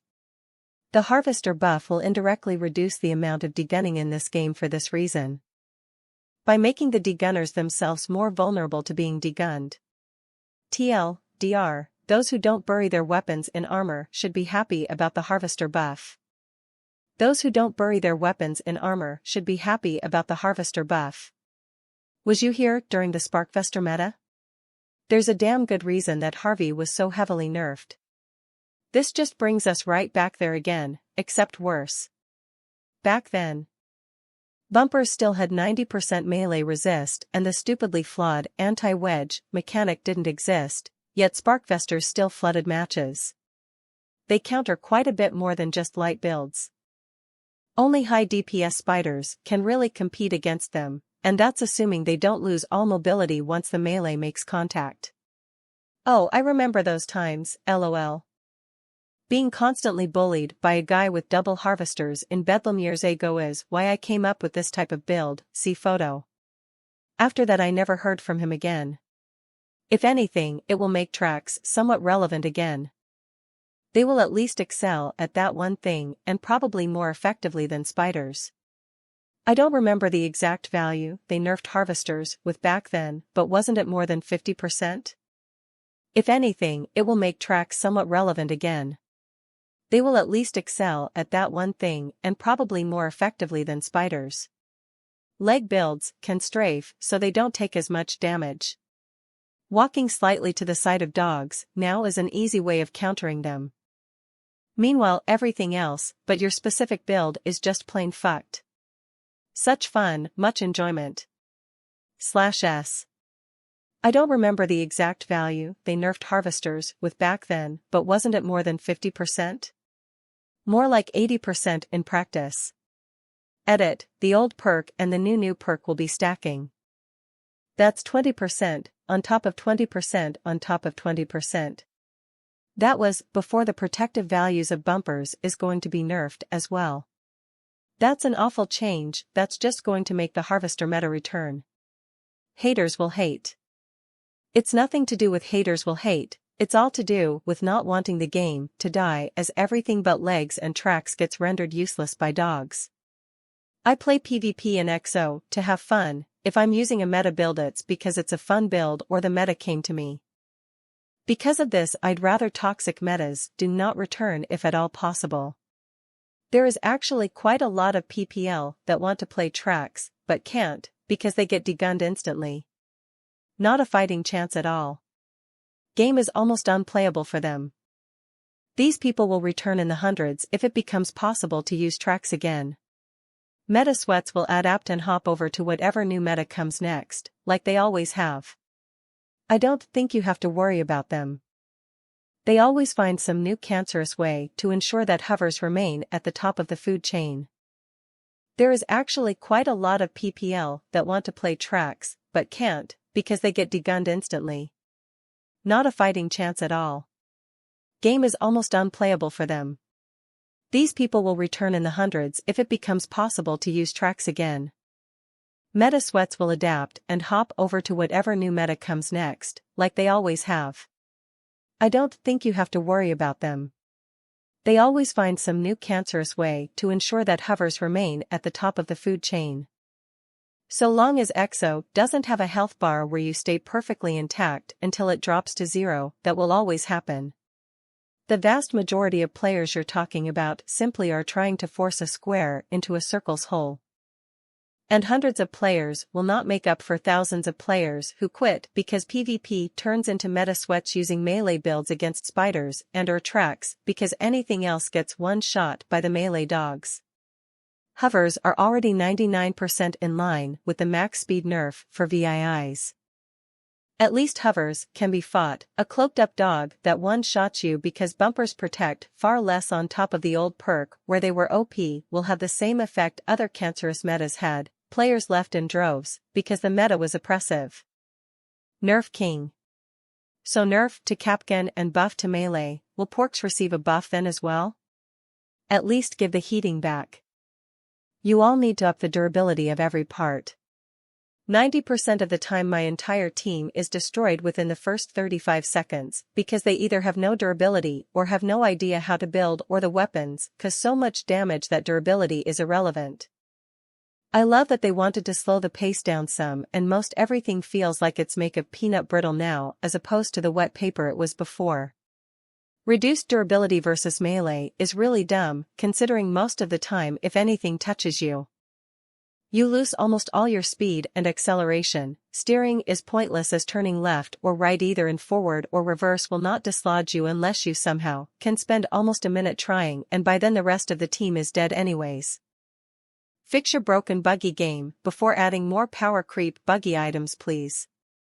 Building is fun, but it's almost internally pointless unless it is some cancer hover.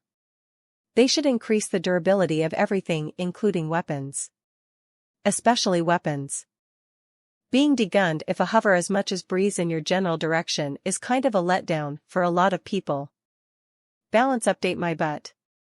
Are you kidding me Ruska Vodka? I want all my money back or Scorpion as relic. No one want geez, last shit update. We hack at your trash servers, nobody want this. Stupid scammer. PvE bots are what? Naive idea peoples will start play PvP? Okay, enable back USA for EU and respect local filtries. We NOP want see stupid terrorists Russians in our EU only filter. Want peoples in PvP? Stop Curva imbecile join 10k PS to 14-16k PS imbecile dash. But wasted time, we close your payment gateways shortly and game SI part of war reparation. No need change anything. Honestly? The changes to Scorps and flamethrowers are good, but for the flamethrowers are not enough in my opinion. And I thought that you will give us a new Tesla emitter of epic rarity from the Battle Pass. And why there are no changes to Awakening? It is the oldest mode in the game.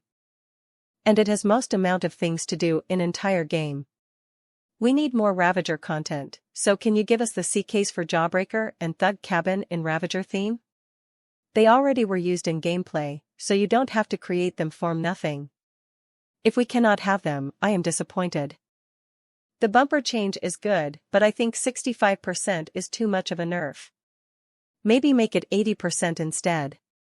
I honestly think that Harvester's perk and damage not being dependent on negative effects, which most often means using the toxic flash/spark crutch is gonna be a great change. However, this means that the Harvester can't stay at 4 energy. If you give it more HP and make it 6 or even 7 energy, it might be a solid change. When? Today? We need this ASAP. Reduced the resistance to melee damage from 90% to 65% for all bumpers. Don't you think that's a huge leap? 90% meant 100 horsepower bumper had 1000 horsepower versus melee. 65% would mean 100 horsepower bumper will have 300 HP versus melee effectively. X 3 times at a time. Sheesh. Okay, so now, with the Mammoth you get instant and constant 23% more damage, however, after 3 consecutive successful hit the game punishes your good aim with 30% less damage. That's what you meant. Would have been too hard just to give like I don't know. 10% more damage regardless if it's a perk shot or not. Would have been that hard? But oh yeah, fuck me sideways scorpions are still fucking broken, literally penetrating through giant spaced armor spider builds like hot knife through the butter. I swear all free-to-play game devs don't even know their own game or just don't want to know it at all, and only making changes what benefits their pockets but not the actual player base. I am still relatively new to the game, been playing for like almost 3 months and have done a fuck ton of research about the game and have veteran friends teaching me right from the get-go, and oh boy, I can tell you that just like in World of Tanks, War Thunder etc., every changes are more suited for the company pocket but not for the players. Let's put it this way. I have seen recent and even older Crossout videos, and I was amazed that there was some very big names played this game, and most of this big creators have made dozens of videos about Crossout, then suddenly no more EXO content after a while still to this day. So that's an indication something went wrong and something's still wrong, but I think now I know what's wrong. Me personally, I like this game, but doesn't matter how fun it could be, the game is very imbalanced and unfair, sometimes, not to mention that most pub matches still have at least 4 bots on each side for whatever reason, which is really off-putting too. Maybe I am a bit ranty with what I am saying, but I guess everyone is entitled for their own opinion. BTW, thanks for nerfing the bumper melee resistance to I just can't fucking wait to get melee 24/7, especially these days where dog builds all over the place holding W and holding left click and winning games left right center. Happy face, can't fucking wait for more dumb no skill players in my matches. We want full screen, but this imbecile vodka likely broke game and lost paid users. Curva terrorist imbecile, fix your fact full screen, we fuck your borderless mode. Stillwinds are too low durability compared to cyclones. They both have the same energy drain, 5, and roll, long-range autocannons, yet cyclones are almost double their durability. At 5 energy, you have to sacrifice a protection module like an Averter or Omamori for Radiator when running 3 of them. 2 is not enough DPS, so they need enough durability to not need one. Please buff Stillwind durability to at least 535 so they can withstand a scorpion shot like the Cyclone. And Cyclones are more than double Stillwind size. That's not true. The Stillwind is massive. And yes, you can put some armor around the Stillwind, but that doesn't matter when you have to contend with hitscan weapons or small projectile scorps. Also, this isn't a Stillwind versus Cyclone.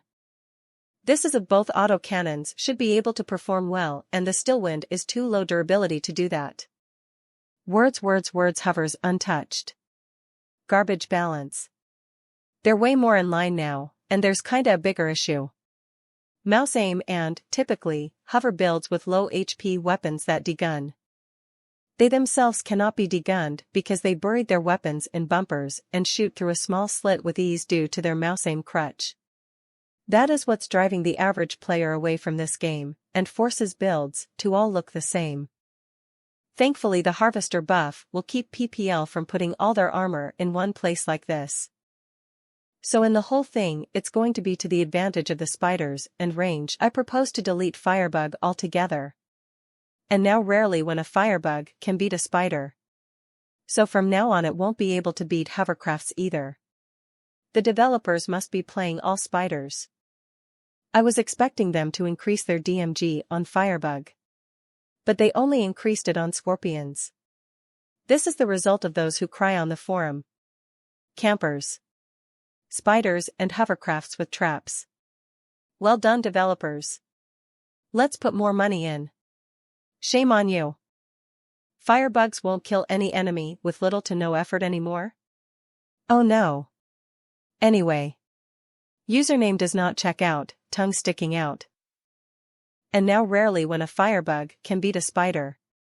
Paper has trouble beating scissors? Oh, how sad it must be. It's almost like you're not supposed to just be able to steamroll through everything by just holding down W. Why Scorpion is getting another nerf. I literally can't see where it's effective now after the changes. I tried one at 9k and it's still having a super hard time trying to pop anyone. So it's not effective at 9k. Then surely it also isn't effective above that where people still run spaced armor, that still somewhat has an effect. I literally don't know where and how the Scorpion is effective. Unless people just be like, it's a relic it's gotta be super powerful, nerf. What in this community is rather common. Scorpion is probably the only weapon with such inconsistent damage. It can deal 1100 DMG when you pop someone and 50 DMG if you just hit some parts. I guess I'm gonna get downvoted to shit by the CW whales, but IDGAF LMAO. It's what I think. IIRC, there was only 1 or 2 days when Scorpion actually felt as it should, but they quickly reverted those changes because people started crying. The fuck are you taking about? Scorpion is one of the easiest to use point-and-click relics from any distance. And it now always does its base damage at least. Because no. Spaced armor does not work anymore against it. The gun is way too good for stripping for how easy it is to use in armor. It needs to work like Astrius, where a full charge is required to deal full damage and have penetration. Meaning the Scorpion players will have to actually think about where they're aiming instead of point and click. And so are the hovers now, with their auto steering towards the direction you're looking at. Scorpion is dangerous when it has high mobility on hovers. This whole thing seems to be more of a problem with the hovers again rather than the weapon itself. It's both. Been seeing Scorpion do pretty well on Omnis and Gyarados too. It's kinda shitty that a cool weapon mechanics such as piercing isn't actually getting used, but rather its point-and-click nature that can be further amplified with movement parts. I miss the old days, like 2019 or something, lol. Yeah, I wish Scorpion was more like Astrius. The Scorpion is completely broken for the ways it has potentially infinite penetration and the ways it does more than its base damage, consistently. For example, it can penetrate 2 whole Goliath tracks / other super heavy parts to hit a cab behind them. That shouldn't happen.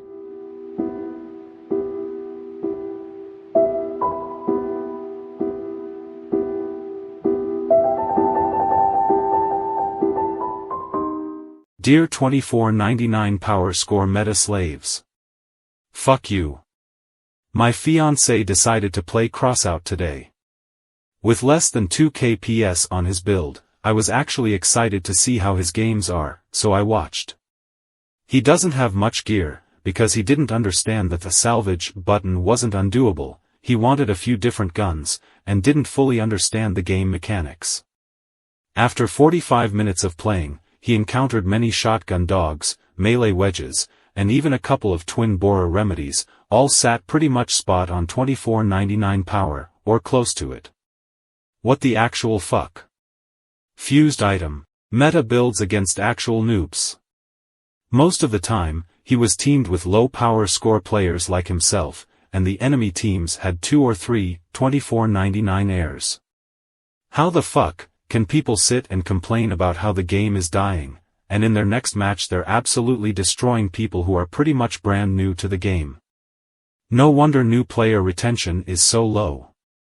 Fucking seal clubbing needs to be reportable, because what I just watched was a damn joke. Whoever you are, go fuck yourself. This is the major reason this game has horrible player retention. Low/mid PS games tend to be miserable to play. I stopped playing for 2 years because most of my games were full of shotgun wedges and drone builds and the resulting gameplay was just completely unfun. In my opinion. Once you've reached Engineer rank 20, you should be banned from PvP with a build below 3000 PS. If you want to play less than 3 kps, you play Patrol, Easy Raids, Bedlam, No Rewards, or Adventure. Or, up until Engineer rank 20, give PvP levels of scrap for Patrol. The fucked up part is that you don't even unlock Patrol until level 5. I mean, there is the Engineer's LVL 30 cap that as long as you're under level 30 you will only be queued against other under level 30 players. Only time this limit is removed is if you're in a group with someone who is above level 30. But yeah, seal clubbers and low PS meta chasers can go to hell. I just got kicked from my clan for talking shit to the addicts playing absurd low PS meta and calling it fun. Fucking scum. Also the same morons that dropped $300 plus day one buying the battle pass. So they spend $300 plus a day on a season and they resort to seal clubbing? For fun. Not all the time. But yes, often enough to call them out. That is borderline horrendous and dishonorable. LOL. Imagine spending more than $300 plus and they have to resort to a cheap tactic to win matches. RIP. I also do not understand the fun of seal clubbing starting players. The real fun is when you are outmatched and you win. That doesn't happen often, but it's real satisfying. My worst seal clubbing nightmare, though, was EVE Online. Also I've read that it's real bad in Albion Online. I didn't reach that level there so can't comment, etc. I mean, every game which is an online competitive game has such a problem. But, on the other hand, you/mute_Renchi, persisted against all odds and are still playing. That's what matters, that is the achievement, and that should feel satisfying. Not gonna lie, for a moment there. I had no idea who mute_Renchi was, for fuck's sakes. I first played in Return of the Founders, and got to Engineer rank 13, but I didn't take to the game. It felt too far from the games I was used to, but my brother wanted me to join him and his buds. Eventually I just stopped playing. Fast forward to the Hyperborea season. I was playing with my buddy, and we completed It Takes Two together, then couldn't decide what to do next. We looked through our libraries, and he suggested Crossout. I said, fuck it. What's the worst that could happen? Now we play almost every day. I just wish I gave the game the chance it deserved, back then, instead of coming back to half-empty lobbies. I fell in love with this game far too late. But at least I had a head start when I got back. My buddy turned out to be even higher than I was, and so we skipped 2K PS altogether. Over the old forums we shot the breeze once talking about this, and the general consensus was that using legendary items or epic fused items in a PS range below 6K should automatically separate players from the fresh out of LVL 30 people. I admit I did not had any fused item above rare until my first 10 prestige levels back when special tier didn't even existed, so having any epic item fused or using legendary ones in low PS ranges should be a dead giveaway of someone exploiting the matchmaking system. It also doesn't help that those players also tend to be the most toxic ones too, often using the chat to insult teammates and adversaries. Yeah, had one the other day. My buddies and I, knowing that the new helicopter mode always give one bot per team, never having seen a full 5v5, decided to have fun, and give our opponent some wins, so we made a Megazord, 4-person fusion build. Tank track for feet, rotors to get connected, rifts to ditch the rotors, and no guns. We were having fun, and our opponents get a good laugh. Took us 3 games to get it to work, because custom games don't support rotors. Anywho, about 5 games into our intentional losing streak. One guy, with 4 arbiters, all fused, in a flying brick, well, he decided to come over and delete us all. Which is okay. We're just messing around, we expect to be shot at. But after, one by one, he sent us all a message saying easy.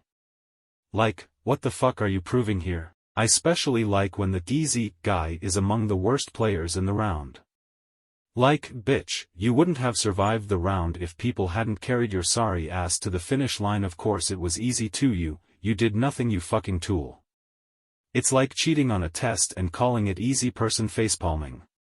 He just proved that he's an attention/problem seeker. I used to think it was called seal clubbing because they were using RN seals at low PS lol. I'd like add something, yes they use meta builds, but the toxic thing about this is that they are seal clubbing. I think that's the TRM for it, so direct your anger more towards seal clubbers and less towards meta build users. I use meta build somewhat often, but I at least stay at 13-16 kps, where I should be. That's the point. That's what I'm saying. There should be no meta for the 24.99 PS bracket. The argument dash. A full 2K build, with fused blues, a good selection of structural parts, constructed with maximum strength for the least power score cost, driven by someone who has played the game long enough to know where to shoot, how best to drive, when to push, how to target track. Versus a little noodle, fresh out of bot lobbies, probably running 2 different guns, set to the same shoot key. Most likely, both mounted to the same structural part, that has less life than the guy that's about to fuck them up, as they Leroy Jenkins into the jaws if his ugly little borer wedge. Who do you think would win? To know the meta, you need to properly understand the game, and why/how the meta works. And if you can put your hand up and say you have the parts and knowledge to run a meta build, then you have graduated noob college. Get the fuck out of 2K. So hello everyone, so my little voice AI thing subscription is kinda done. I have to wait like next month to use it again, so later I guess. Now hovers don't receive additional damage when a projectile hits their side projection. Was this a thing? Since Crossout 2.0, the opposite face of attachment take 30% more damage. That's why I always tried to mount them backwards, haha. New armor penetration, armor resistances, less explode modules. This sounds very nice. I take it that the new armor weight ratio makes Steppenwolf armor less viable, but I'm interested to see what kind of resistances they'll get, and always happy to see work on nerfing hovers and spaced armor. I'm a Steppenwolf part user myself, but if they have a generalized resistance buff to explosive and overall damage, I can welcome this change pretty well. Fire starters will probably have the best fire resistance in the game, as well as other unique resistances based on their faction combat style. Exactly. I get into heated exchanges with others using cannons, and honestly, I just want the fun to last longer for the both of us. Guess Thar makes 2 Steppenwolfs wanting to tank even harder. I welcome you, comrade. I take it that the new armor weight ratio makes Steppenwolf armor less viable, but I'm interested to see what kind of resistances they'll get. Opposite effect. It's a general buff to heavy armor, and as a result, hovers have tended to go the route of less PS in armor, more in weapons, as well as dropping in PS. This bites both ways because the competency of them is more variable now, and always happy to see work on nerfing hovers and spaced armor, because we all love health brick metas, /S from the POV of a turret cannon player. The last round of the test server felt like a massive step in the right direction, making them viable again while banishing pancakes back to the scrapyard they belong to. On paper, the added changes to armor are something the community wished for since time immemorial, but the combination of improved armor with the nerf to the cannon's explosive damage feels way overtuned. It managed to make them feel even worse than on the live server now.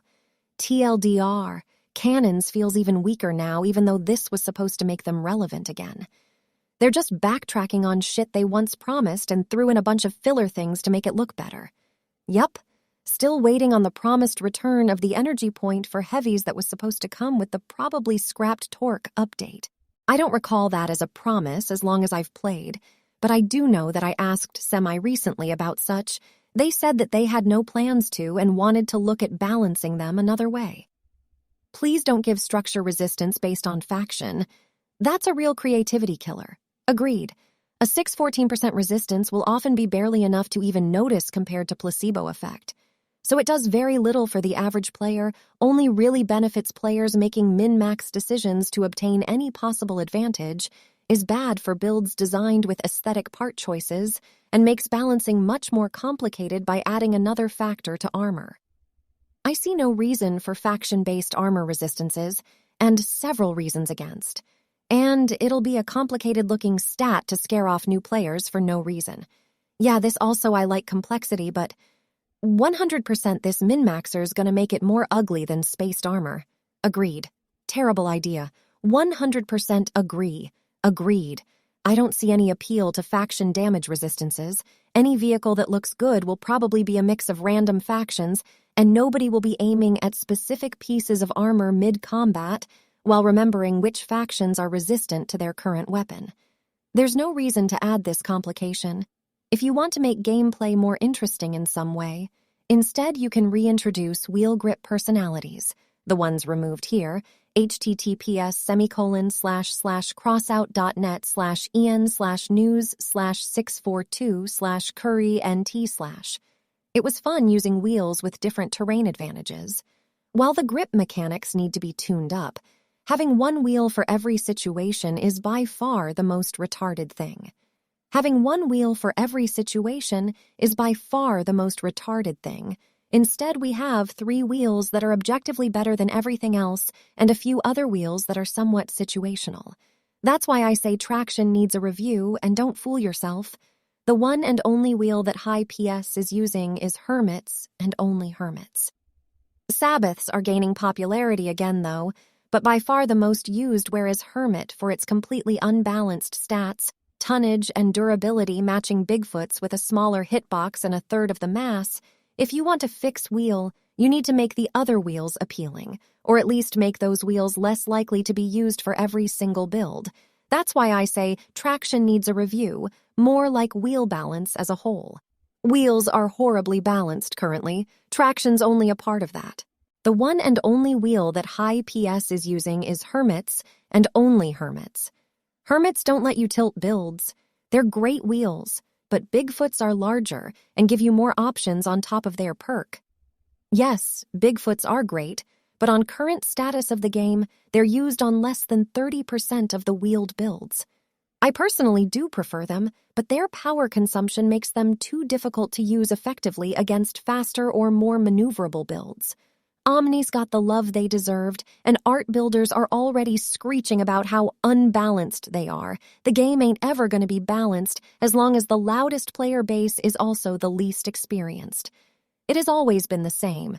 When tractor wheels came out, they were meta, then small tracks, then hovers and mole legs, then big rams. Bigfoot's came out more or less in the middle of all that mess, now Omnis. Yet the art builders complain that their 500 durability 4-wheels car doesn't perform as well as the thoughtful, optimized builds on High PS, while rocking a legendary cabin or many modules that bloat their PS unnecessarily. Imagine if they weren't basement dwellers in real life. No, you can't make a process that takes 4 hours to now take 1 using robots and automation that's going to take our jobs. One. That doesn't change that you see far more of them even for general usage than, let's say, a buggy wheel build. That power drain is more than worth them using for, unless you're that desperate for power. My Gravstar build uses 2 Bigfoot for the perk, and for the tilting and as a 4-wheel build. In practice, at least, it has 2 claws, but they're usually just there for the perk. It works just fine. And I don't even officially count Omnis as wheels. They're legally under their own category of rolling based in the tech tree. The difference now is that there used to be some differences. You could beat someone in sand because their wheels couldn't handle sand as well as roads. Now it's a tonnage and size difference leading to clear winners and some situational uses for a few others. Tilt is good, but you're restricted to the very few builds that actually need it. Besides, you got big rams that are far better for the same power and even more tilt. And again, that's not effective.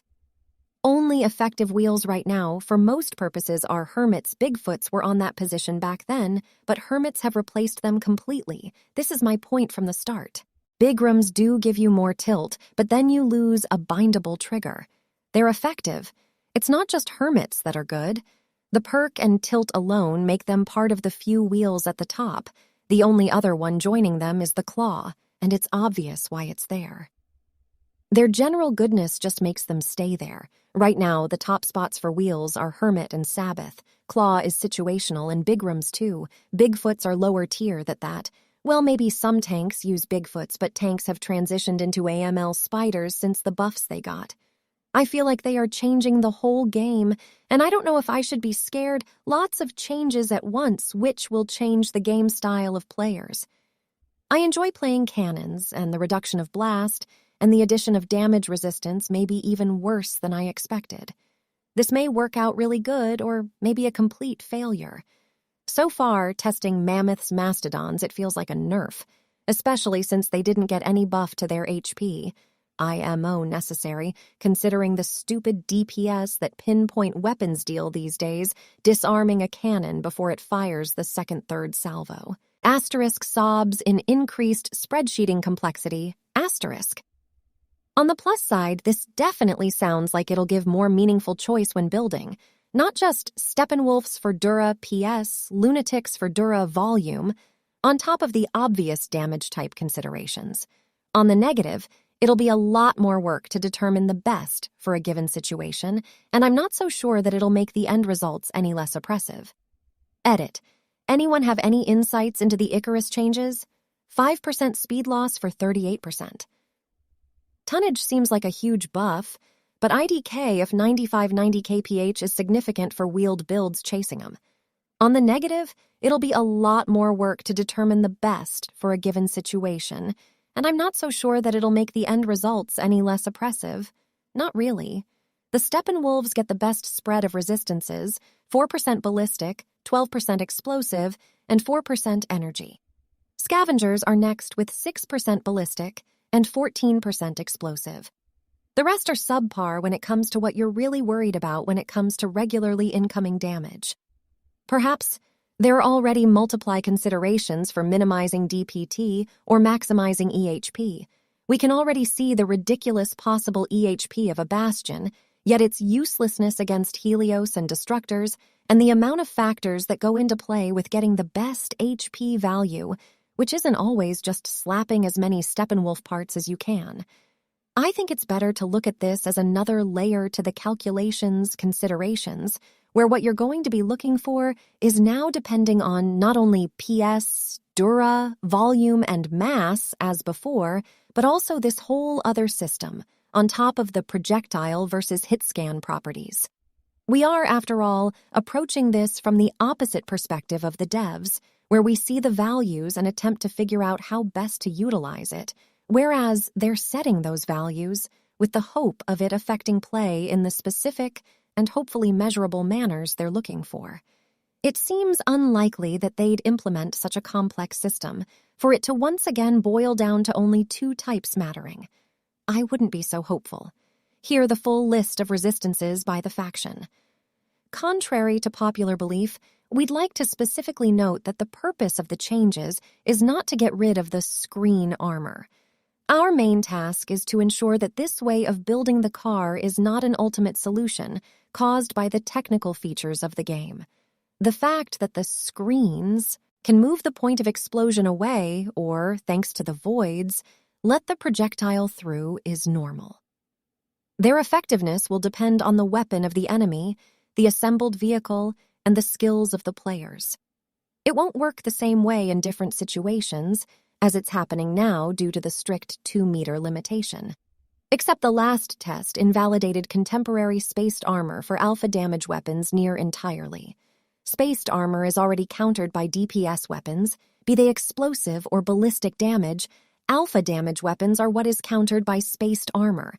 That's a part of the current MG meta. Buff weapons like cannons too much and it could turn into a cannon meta. Piercing coefficient. During the first testing, projectiles would disappear, explode after they had used up all firearm damage. The explosion of the projectile meant that it dealt 100% of its firearm damage to parts. This time we have added new mechanics that allow you to adjust this value. Let's call it the piercing coefficient. First, we will explain how the mechanics work, and then the reasons for its appearance in the game. In the characteristics of the weapon, in the features section, a parameter has appeared that shows the value of the penetration coefficient. By the presence of this parameter, you can understand if the global changes in projectile damage mechanics, removal of the 2-meter limitation, apply to your weapon as well. If you don't see this parameter, then your weapon was not affected. A parameter value of 80% means that the projectile will disappear, explode, after it hits more than 80% of firearm damage. The checking of how much damage the projectile has dealt is done after the damage has been dealt. For example, the projectile has 100 PTs of firearm damage and a piercing coefficient of 80%. Let's consider two situations. The projectile hits a part with 90 PTs. Of durability, the projectile will spend 90% of its damage, and then it will disappear or explode asterisk, because this value is greater than 80% asterisk. The projectile hits a part that has 40 PTS of durability. It destroys it and goes further because it inflicted only 40% of firearm damage. The next part on its way has 100 PTs of durability. The projectile will deal 60 damage to it and disappear or explode, because in total it dealt 100% of damage, which is more than 80%. This way, before disappearing or exploding, the projectile will deal a total from 80% piercing coefficient value to 100% of its firearm damage. Such mechanics are required for greater flexibility in weapon configuration. It allows you to further adjust the minimum amount of damage that a projectile can inflict on parts on its way without affecting the maximum damage to one part. That's an improvement, but these values are not universally distributed. Only cannons, pulse weapons, the summiter, the ripper, flamethrowers, crossbows, the assembler, plasma emitters, the Tempest Whirl, Miller Reaper have some degree of it. And it's seemingly random instead of being projectile speed-based as per my previous suggestion in the previous test server. The turret cannons get 80%, but the fixed cannons get 60% at most? That doesn't make sense. Structural parts. The changes concern only structural parts that increase the durability of the vehicle. The parts of each faction have their own durability to mass ratio. We have improved this ratio by increasing durability. The lighter the faction, the greater the bonus, in percent, it has received. Unless I'm missing something, this is just an increase in TTK since the changes are functionally negligible. Also, we have added resistance to different types of damage, firearm, explosive, thermal energy, to the parts that increase the durability of the vehicle if they do not have other features, such as lets damage through. The set of resistances depends on the faction. Resistances should be a bonus rather than a fundamental parameter for selecting a part, and should add some uniqueness to each faction and add variety to the process of assembling the vehicle. This is the real problem with this. This was and never will be a good idea. Just doing a quick look over of resistances, they're lopsided in favor of the Steppenwolves. https://imgur.com/a/1skkman. Scavenger armor resistances aren't bad, but the Steppenwolf resistances are just slightly better. Lunatics are your game for countering ballistic damage, but none of their parts will have the HP to use it effectively. Changes in weapon parameters. Durability of many weapons has been increased. This is going to be a mistake. Even if not all weapons get much of a buff, this is just going to lead to battles taking longer because de-gunning takes longer, punishing close-range weapons and builds in general. When I'm using Gravstars in PvP, for example, it's on a light build that is not built to stand up to a straight-on fight. Surprise and hit and run is my bread and butter with them. Cannons and turret cannons. Blast damage reduced by 10%. This value has been transferred to projectile firearm damage to save the damage to a single part. It'd be better to restore the blast damage and just increase the ballistic damage by 10% instead. Firearm damage for all rocket launchers has been removed, including yokai. Median, damage reduced by 11%, kaiju, burst length reduced from 14 to 12 projectiles. With the new mechanics, the recently increased burst length proved to be redundant. While I could see that being true, that is yet to be proven. Astreus, projectile speed reduced by 20%, an interesting change to say the least. Prosecutor and Executioner, explosion radius reduced by 33%. With the new mechanics, the recently increased radius turned out to be redundant. Perk description will not be updated during this testing. The mechanics of the Prosecutor and Executioner perks work in such a way that the first two pins of the part are pierced by the projectile without taking into account the durability of the pierced parts, and therefore without loss of damage. Then the calculation of the durability of the destroyed parts begins, according to the general principle, like with all standard projectiles. Except you're also reducing the damage of explosions from explosive parts. I'd just leave this as is. Scorpion. Increased value by which damage multiplier drops after a part is pierced. Perk description will not be updated during this testing.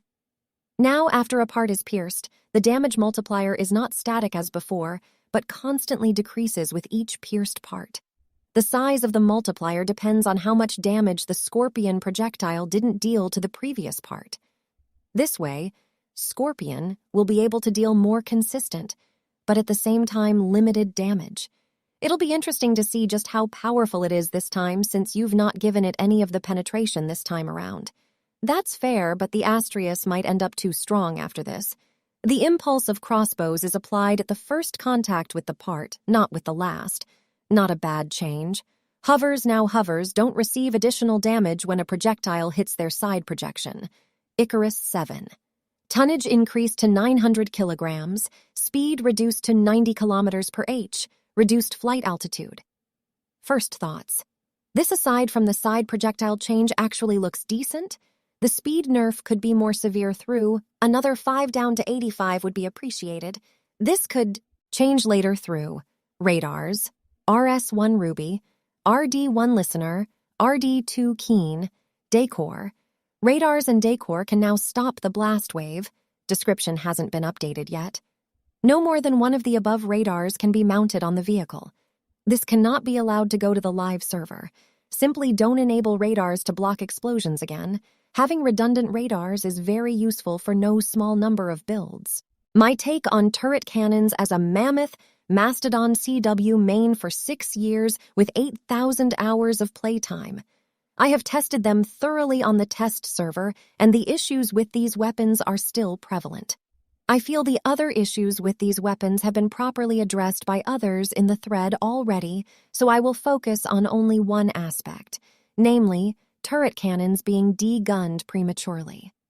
The durability numbers of turret cannons look high, but this is deceptive. Due to the sheer size of turret cannons, they are impossible to protect unless you build up so much armor around them that they can only shoot forwards and not to the sides as they were intended to do. This is what we have to do in the current state of the game, or else our weapons get destroyed in seconds. Effectively, we have to play these weapons as we would with weapons that have limited firing angles, e.g. Typhoons or Executioners, meaning that we are limited to using them only on omnidirectional movement types, most commonly spiders or hovers. Sad fact, a build with destructors and photon cabin can destroy an entire mammoth in one click. Let that sink in for a moment. So I've proposed some solutions. Hear me out. Solution #1. Make all turret cannons have directional resistance to damage. Any damage dealt to the front of the cannon should be reduced by 30–50%. This should only apply to the barrel and the frontal portion of the weapon's hitbox. They can still receive damage normally if the damage comes from the sides or rear of the weapon. This will incentivize skillful use of the turret cannons as players have to carefully consider their positioning in relation to enemies to make use of the directional resistance to damage. By applying these changes, we avoid the following: turret cannons having excessive durability in lower power scores, as opposed to buffing the durability of the entire weapon. They can still be outplayed simply by maneuvering around them so that you deal full damage to the sides or the rear of the weapon. Mounting the cannons in such a way that the gun's rotation is limited will no longer be a necessity in order to not lose your weapon prematurely in seconds. This means that turret cannons are no longer limited to only spiders or builds with omnidirectional movement types, as is the case today. Solution #2. Make all medium and heavy cabins offer resistance to all weapons by default. No mounting limitations, resistance should apply regardless of where the weapon is mounted. Heavy cabins, 30% resistance to all weapons. Medium cabins, 15% resistance to all weapons. Light cabins, 0% resistance to all weapons. Solution #3. Make it so that all turret cannons have damage resistance that scales according to the weight of the craft. E.g., the turret cannons mounted on your build start getting a bonus at 10,000 kilograms and can get up to 30% resistance to all damage if the combined mass of the build they are mounted on exceeds 26,000 kilograms. I'm glad you mentioned destructors. I've already mentioned in here my bone to pick with destructors, but everyone except 1 or 2 people make it seem like I'm crazy. I hate fighting those things with my tank because they basically strip my mammoth in 2 charges, and it's connected to an Omamori. The mammoth barely feels like a step up over the fat man. They may as well have the same HP. Reading these current changes seems like I'll be doing less damage, especially to hovers, which are 90% of the builds at my power score. This is the way. Index pointing up cannons get stripped so quickly it's laughable. With all the new weapons all made specifically to degun, it almost seems as if the devs just want to keep tanky cannon builds down at all cost to ensure hovers stay on top of the food chain and keep dominating throughout all power scores on all game modes. Thumbs down. Attach them to a resistance module and use Grizzly. There is too much resistance in game already. Put them on the train cab, cohort, or Mac if you need more. Destructors have op damage since release and they don't care apparently. That's a separate issue. How long do you think the other weapons last? I use Mastodon in CW. I'm usually just a cab with a cannon or 2 left because they survive so long. Reduce size a lot and increase durability of cannons. This will buff their durability but make it impossible to use them as armor. Always having a buff to hovers be part of an update SMH. Reducing their speed by a mere 5 km per hour is nothing. When they were buffed by 25 km per hour from 70 km per hour. They were never 70, they were originally 82 years ago, don't know before, then they were nerfed to 75. Then they got buffed to 95. They backtrack on the damage to spaced armor. They buff frame durability by 2.5x as a passive buff to hovers, remove their sideways mounted damage penalty. Remove 5 km per hour but give them more tonnage and make light, medium cabins have less mass impact on acceleration. They really are fucking scared of nerfing them, it's pathetic. I thought we were for buffing cannons, not lobotomize them. My brother in Crossout, the triple executioner can potentially pierce 10 to 6 armor pieces. Will scatter mechanics be affected by ML200 legs? Recoil should have a tight relationship with scatter. Scatter is already in game, most players call it spread. They are just changing how it works, gradually rising from 1+ km per hour. Currently it's on, off between 0 to 1 km per hour. Other commenter on this thread covered spread perks well. No, the bigrams have the perk of closing the reticle faster and omnis of making the reticle growth to be slower. Anyway, passive LMLS make the reticle to grow very little as the max spread would be at 120 km per hour while legs move at 50 max. Support vehicle has been testing Avalanche on MLS and it looks very promising. Why does Lunatic armor have 3 times the resistance as Steppenwolf armor? Just let it be weak as it should be already. They say it's supposedly based off the faction profile. Lunatics have bullet resistance but the rest is garbage, while Steppenwolves have low resistances but way more durable and lower PS parts. It's arguably balanced because all the whales are space station hover users which primarily utilize lunatic buggy parts as armor. With the first changes on the test server, spaced armor got absolutely shredded. So every time the devs make changes they have to indirectly buff hovers to make the changes semi-redundant to keep the whales happy. Not to mention the devs themselves have fully admitted to and even shown on streams that they are avid hover users. They're too afraid to make changes that upset the whales and take away their sense of superiority that makes it fun for them.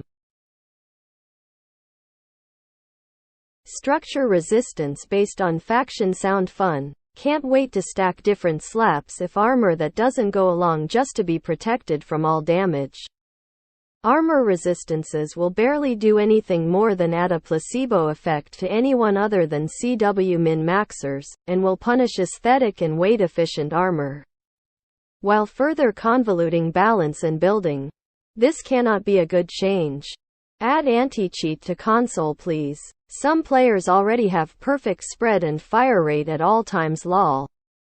Why revert the decor nerf? Going from spaced armor back to goofy snowman-covered vehicles is not a good thing. Sounds pretty interesting thinking face this a hover buff and a cannon nerf hidden in a massive amount of words. So you're telling me the already instant accelerating hovers will now have less weight impact on acceleration? Can't wait to see them zip around corners instantly. Not only that, but there is now increased frame durability, so the lightweight frames they use are stronger while weighing less than normal frames. In addition to that, individual hovers don't take as much damage when shooting their offside. That specifically affects cannons because hovers can just rotate and eat the shell if necessary. Explosive modules do less damage, so now hovers can use Gazgan and Thor for less weight without fear of too much damage. Plus lower impulse on explosion. Can't imagine who that changes for. Oh wait, I can, and it means hovers don't get thrown off balance as much from explosion. This seems like 2 steps forward for hovers and 4 steps back for cannons. Probable blue hover nerf is all it needs tbh. They should be more line with everything else.